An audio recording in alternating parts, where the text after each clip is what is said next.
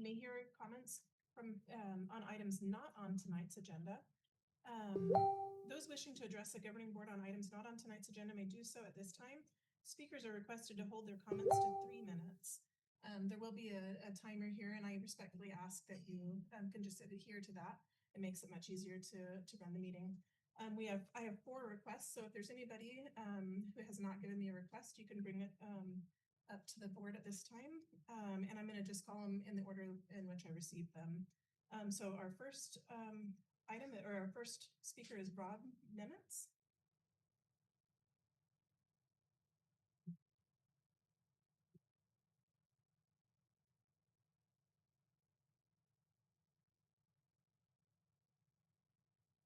Friends, neighbors, my name is Rob Nimitz, and I stand before you tonight as a neighbor, a taxpayer, a homeowner, and a father of 8 children in our district.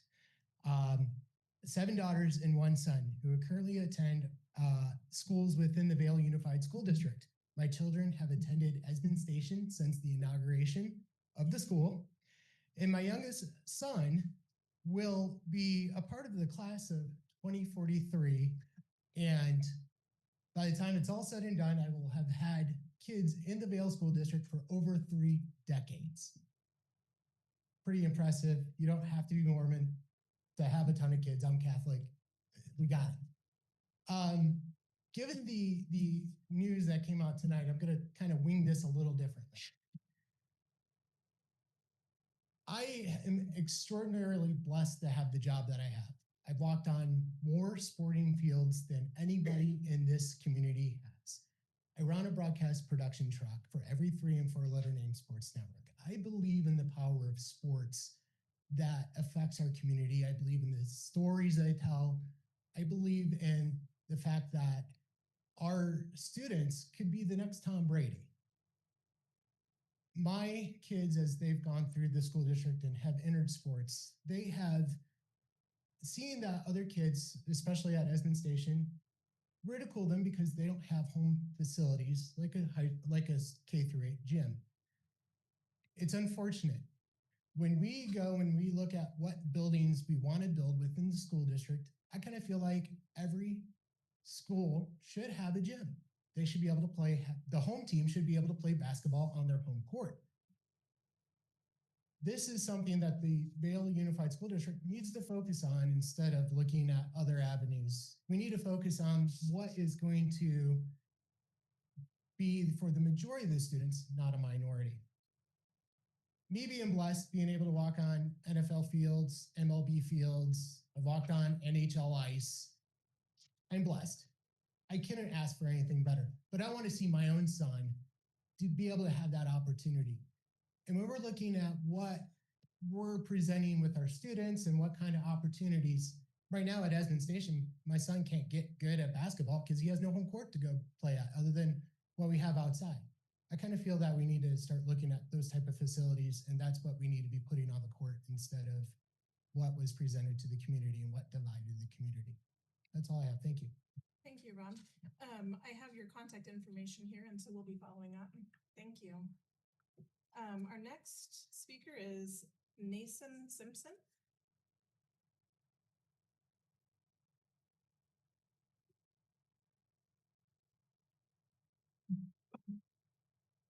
Hi, I'm also going to wing it. I'm here to address the board and the superintendent regarding the LDS seminary on the campus of Cienega High School. I have lived here for 23 years in Vail. I have worked at Cienega High School on campus at the Pima College addition. My partners and I are all residents of Vail. All 3 of our children attend Vail schools. I was here during the listening meeting last week where the unanimous opinion of the public was against the building of the seminary on campus. Whether it was intended or not, the overwhelming feeling of the public is that this measure and contract was approved and signed under our noses. No prior public listening sessions, no notification emails or letters, no solicitation of feedback from the constituents of Vail schools. I can only speak for myself and those in my life, but I have a hunch that I am not alone in this opinion.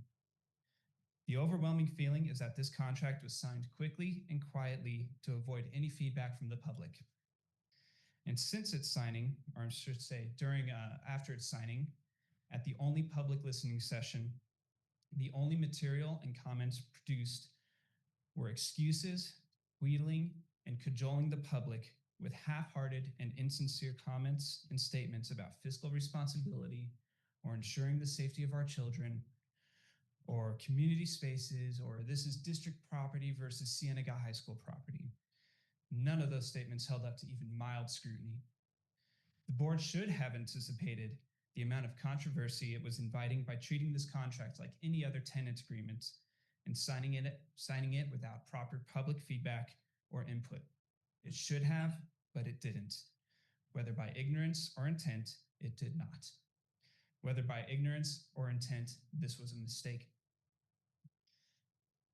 I invite the board to consider very carefully before considering any other measures or contracts that should be obviously interrupting or interfering with our constitutional rights, even appearing to freedom of religion and separation of church and state. Thank you. Thank you, Mason. Our next speaker is Fred McKee.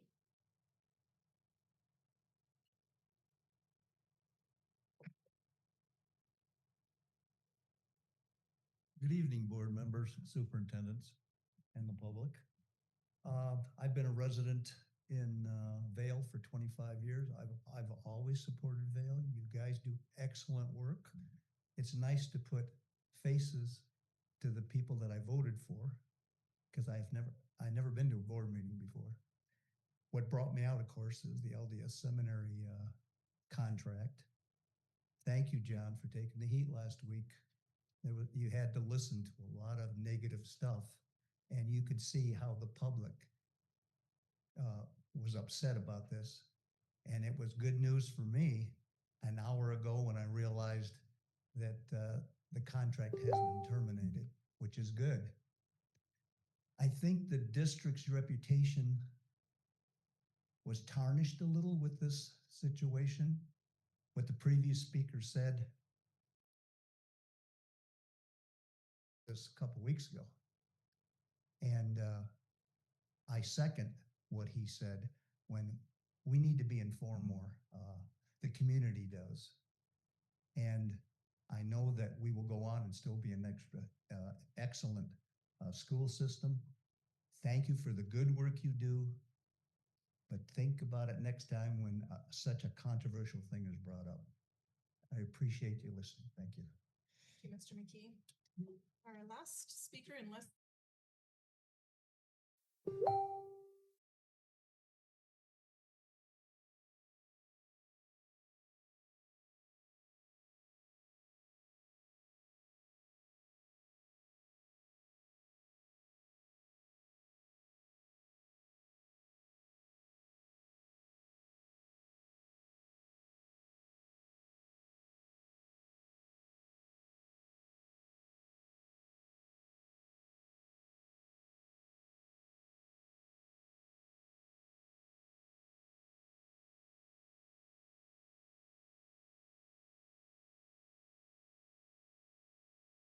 seminary class. I only knew the student from seminary. We had no classes together at school, didn't live in the same neighborhood, weren't in the same ward. I was a cheerleader and did student leadership. He skateboarded, and that was about it. Our paths would not have crossed without off-campus release time seminary, and almost all of our interactions happened in the church building just off the campus of our school, including several of the milder coerced events that led up to the brutal assault.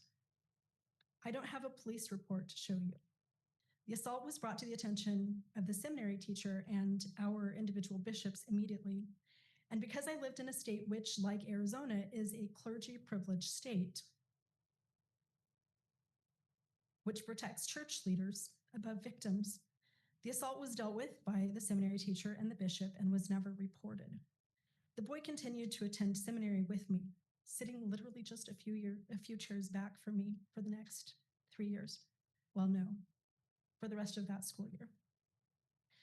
I was given a light but humiliating form of church discipline by my bishop for 6 months, but no actual help and no therapy. The assault was so traumatizing that I would attempt to take my life. The attempt left a small scar on the inside of my left wrist, a scar which is still there today. I also currently work with a law group that represents child victims of sexual assault by LDS leaders, and the number of victims is mind-boggling, and every day I am still stunned by new cases that we discover. The Church of Jesus Christ of Latter-day Saints has a big problem with hiding crimes, despite being, in my opinion, a wonderful organization and a church which most of my family and friends belong to this day. They shelter predators and they often silence victims. When my high school way back in 1988 granted release time to the LDS Church for seminary, there was a massive campaign organized to push back, just like has happened here in Vail. If my assault had been reported, it would have fueled the fire of the opposition, and that is why I believe the crime was never reported. When you let the LDS Church onto this school campus, you are opening all of the students up to one of the largest enablers of child sex crimes in America, and there is ample data to support that. This is not safe for anyone, wasn't safe for me, and is not safe for Vail High School or any public school. That is all. Thank you. Thank you. Our next item is the acknowledgement of public requests to speak. These are for items on tonight's agenda.